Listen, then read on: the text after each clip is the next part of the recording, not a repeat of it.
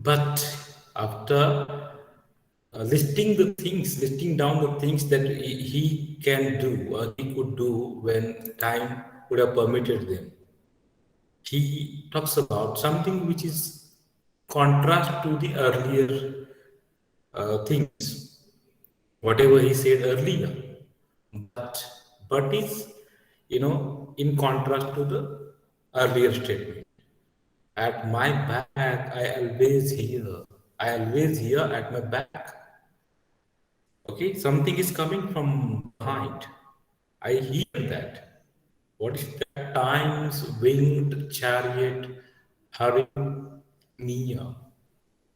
But I can hear time's winged chariot. Chariot is a kind of horse cart. Rath. Time is imagined to be having wings. Time is flying. It is coming nearer. I can hear the sound of the way, those wheels of the chariot of time.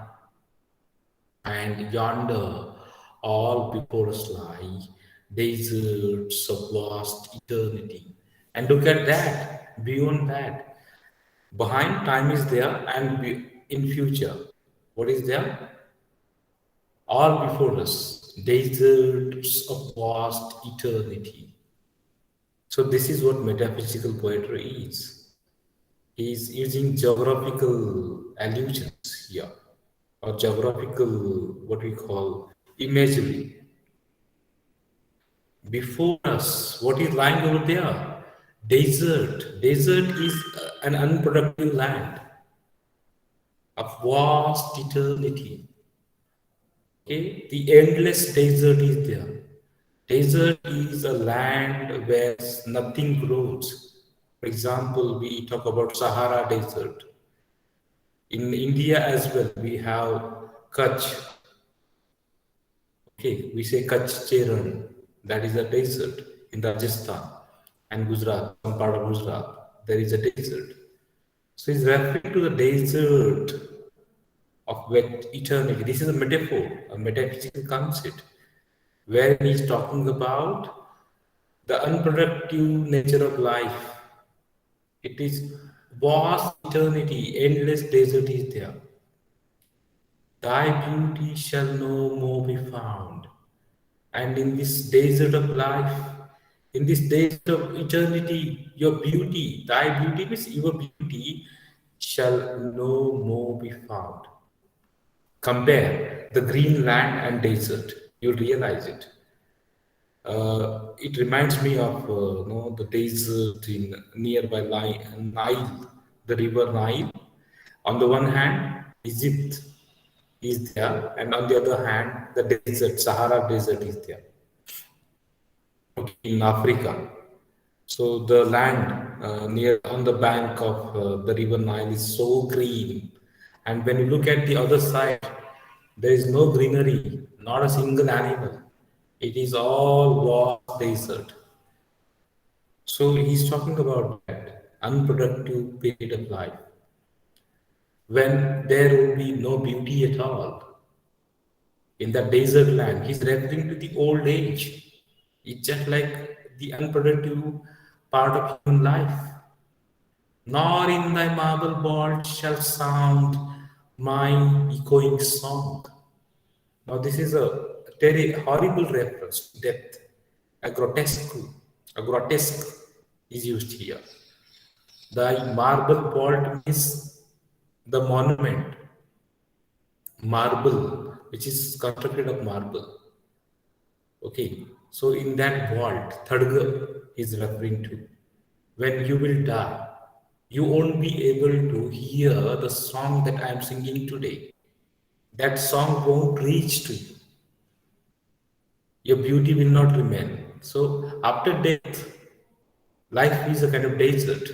It is he's described it as the desert of vast eternity. We can't see anything at all. And your beauty will not be there.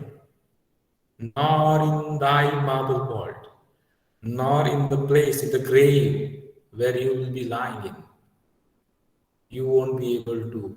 Means in that grave you will not be able to hear the love song that I'm singing today. There won't be an echo of my song. Then worms shall try that long preserved virginity, and your flesh, your body will be eaten by worms. So this is again a grotesque. A grotesque is a figurative device in which the poet talks about the harsh realities of human life. Okay, he talks about the ugly part. It is something which is opposite to the beautiful description that we just now saw in the earlier part.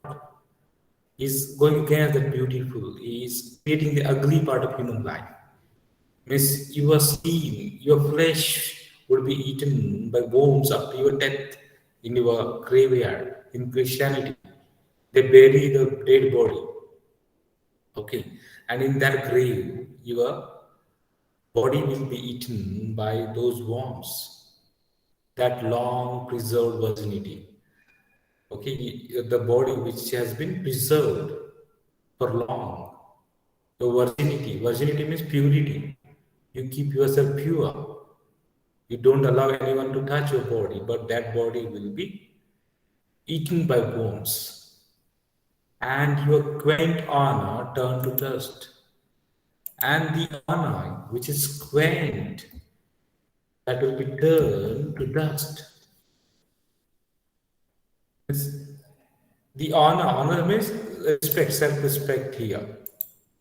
That is old-fashioned, outdated, and that will become outdated. Your honor will become the respect that you want to get will turn to dust.